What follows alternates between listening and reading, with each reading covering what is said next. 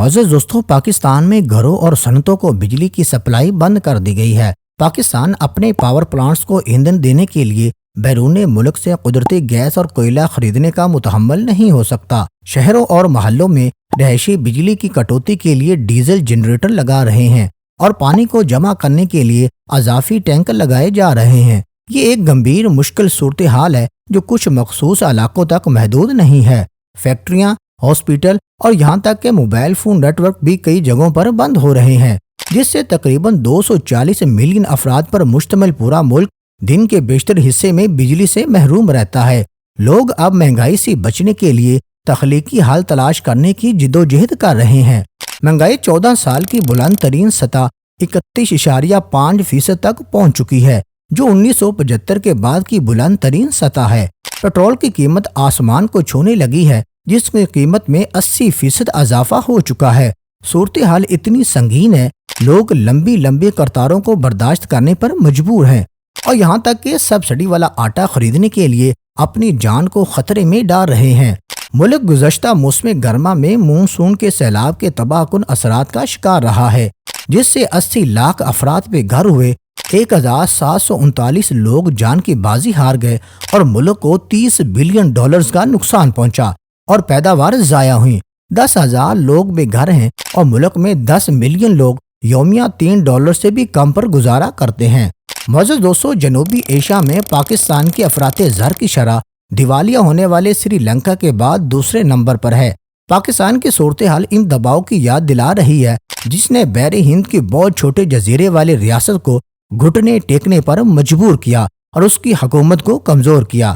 اس وقت پاکستان کو تیل کی بلند عالمی قیمتوں، بڑھتی ہوئی زرعی درآمدات اور معاشی بند انتظامی کی وجہ سے معاشی بحران کا سامنا ہے۔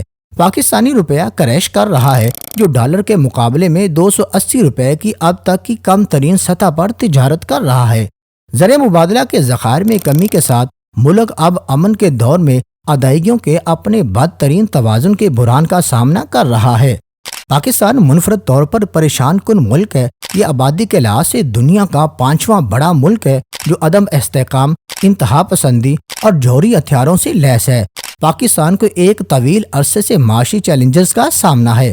درآمدات میں کمی اور ڈالر کی کمی نے کئی سالوں میں ادائیگی کے توازن کے بحرانوں کو جنم دیا ہے۔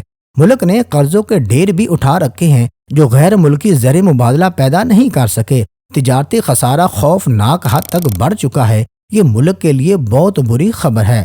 معزز دوستو، حقیقت یہ ہے کہ بہت سے ممالک بڑے نتائج کے بغیر تجارت کے منفی توازن کا تجربہ کرتے ہیں۔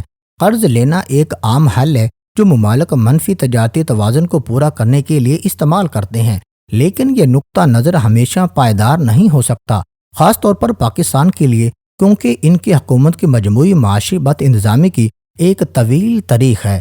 ابھی پچھلے سال 10 اپریل کو پاکستان کے 22ویں وزیر اعظم جناب عمران خان کو تحریک عدم اعتماد میں ان کے عہدے سے ہٹا دیا گیا۔ یہ فیصلہ مبینہ طور پر فوجی جرنیلوں سے متاثر ہوا جو پاکستان کے موقف کو مسٹر خان کے مغرب مخالف موقف سے ہٹانا چاہتے تھے اور اس تاثر کو ختم کرنا چاہتے تھے کہ یہ ملک چین کا غلام ہے۔ معزز دوستو، فوج نے بنیادی طور پر کرپٹ سیاستدانوں کے لیے ایک سیٹ کو دوسرے سے بدل دیا تاکہ اپنی طاقت کی بنیاد کو برقرار رکھا جا سکے۔ پاکستان کی 1947 میں آزادی حاصل کرنے کے بعد سے ملک چلانے میں فوجی مداخلت کی ایک تاریخ ہے، چاہے فوجی آمریت کے ذریعے ہو یا پردے کے پیچھے ڈور کھینچ کر۔ ریاست کے انتظام میں مسلح افواج کو شامل کرنے کے منفی نتائج پر غور کیے بغیر سیاسی قیادت اکثر سیاسی کھلاڑیوں کے درمیان طاقت کا توازن قائم کرنے کے لیے فوج پر انحصار کرتی ہے۔ جب ایک فوجی حکومت قلیل مدتی فوائد کو ترجیح دیتی ہے تو اس کے پورے ملک کے لیے سنگین طویل مدتی نتائج ہو سکتے ہیں۔ یہ طرز عمل حکومت کے کام کاج کو خراب کر سکتا ہے اور جمہوریت کو کمزور کر سکتا ہے، جس سے مختلف گروہوں کی نمائندگی کا فقدان ہو سکتا ہے۔ جب فوج بہت زیادہ طاقتور ہو جاتی ہے تو وہ صورتحال کو مزید خراب کر سکتی ہے، جیسا کہ میانمار میں حالیہ بغاوت میں دیکھا گیا ہے۔ فوجی مداخلت عوام کی مرضی کو مکمل طور پر کمزور کر سکتی ہے اور بڑے پیمانے پر مذمت کا باعث بن سکتی ہے۔ بالآخر یہ اقدامات عام شہریوں کے مفادات کے خلاف کام کرتے ہیں اور ایک غیر مستحکم اور غیر یقینی مستقبل پیدا کر سکتے ہیں۔ معزز دوستو، حقیقت یہ ہے کہ پاکستان صرف تعلیم پر جی ڈی پی کا 2.4% حصہ خرچ کرتا ہے، جبکہ فوج پر 17.8% خرچ کرتا ہے۔ پاکستان کی آئی ایم ایف سے امداد حاصل کرنے کی ایک طویل تاریخ ہے، جس کا حالیہ بیل آؤٹ 2019 میں مجموعی طور پر $6 بلین تھا۔ فعال حکومت اور ممکنہ طور پر غیر مقبول اقتصادی پالیسیوں کا نفاذ۔ آئی ایم ایف کو یہ یقین دہانی درکار ہے کہ ملک 6 ماہ کے اندر خود کو اسی پوزیشن میں نہیں پائے گا۔ بدقسمتی سے اس بار صورتحال مختلف ہے۔ پاکستان اپنے آنے والے انتخابات کی وجہ سے آئی ایم ایف سے ایک اور بیل آؤٹ حاصل کرنے کے لیے جدوجہد کر رہا ہے، اور اس ملک کے سیاستدانوں کی تاریخ ہے کہ وہ اپنے ووٹروں کو خوش کرنے کے لیے اس رقم کا غلط استعمال کرتے ہیں۔